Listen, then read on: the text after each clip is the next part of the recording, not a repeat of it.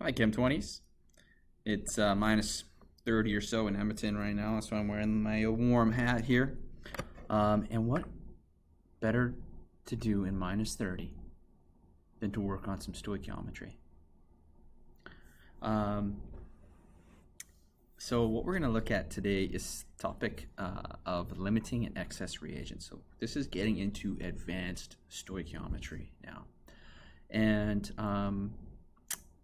in this type of stoichiometry, it's more of a real life stoichiometry where usually we're going to be given the amounts of the reactants.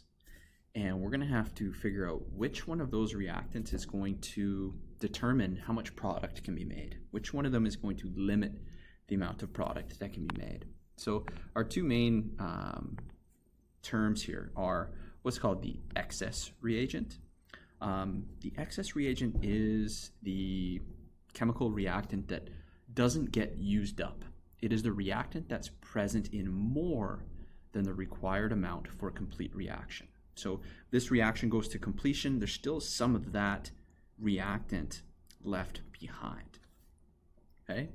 The limiting reagent, which is the one that's maybe the more important of the two, is the reactant that is going to get completely used up in the chemical reaction. It is going to determine or limit the amount of product that is produced in the chemical reaction. Okay, and so that's the ingredient that determines how much product I can make. So here's an example. This is an analogy or a real world example using something that drives me crazy. You go to the grocery store, you want to get some hot dogs, you get the wieners, you get the buns, but there's a different number of wieners in the package and a different number of buns in the package, and they never work out to be even. So if I was to write this as a chemical reaction, one wiener plus one bun would produce one hot dog. Okay, so let's say that I have not one wiener, one bun, but I'm given 4 wieners and 6 buns. These are the packages that I bought at the grocery store. So from those 4 wieners and 6 buns, how many hot dogs can I produce? Well, every hot dog needs 1 wiener and 1 bun. So I'm limited as to how many hot dogs I can make by, in this case, the number of wieners I have. I only have 4 wieners, so I can only make 4 hot dogs, right? That makes the wieners my limiting reagent. Okay, they are limiting the number of hot dogs that I can produce here. The buns are my excess reagent. There's going to be 2 left over at the end of this, and then I have my 4 hot dogs. That's my product, or that is my even if we want to get a little bit more advanced language here, that's the expected quantity of product that I can make from these reactants.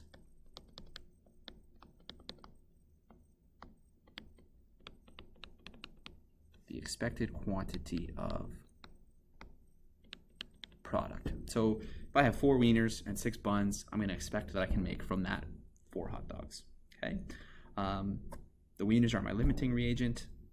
The hot dog buns, in this case, are my excess reagent because I got 2 extras. Okay, so let's put this into a context with the chemical equation. So if we're given the reactant amounts, and in these types of problems, you're always given the amounts of the reactants, okay, of both reactants. And so given the reactant amounts, we must determine which reactant will produce the least amount of moles of product. And that is the limiting reactant. It limits the amount of product that can be produced. So let's look at this problem. what is the limiting reagent here? So if I react 8 moles of magnesium metal with 6 moles of chlorine gas, what is the limiting reactant? So here I have my balanced chemical equation. This is balanced in a 1:1 ratio, so that I can illustrate this point here to you guys. So if I have 8 moles of magnesium metal, okay, if I have 6 moles of chlorine gas, and I need to determine which of these is going to limit the amount of product that I can produce. So what do you guys think is going to be my limiting reagent here in this problem?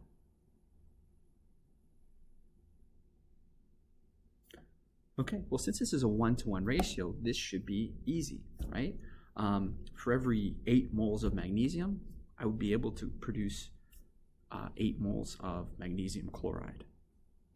Okay, for every 6 moles of chlorine gas, I can produce 6 moles of magnesium chloride.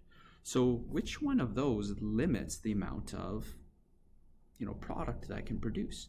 It's the one that would produce the least amount of moles of product. Okay, just like the wieners would produce the least amount of hot dogs. Okay, so we could work out the math for this as well, and we can see here, if I have 8 moles of magnesium, 1 mole of magnesium chloride for every 1 mole of magnesium metal. Okay, so I can produce 8 moles of MgCl2. Okay, so I have enough magnesium here to produce 8 moles of magnesium chloride. Okay, now 6 moles of chlorine gas,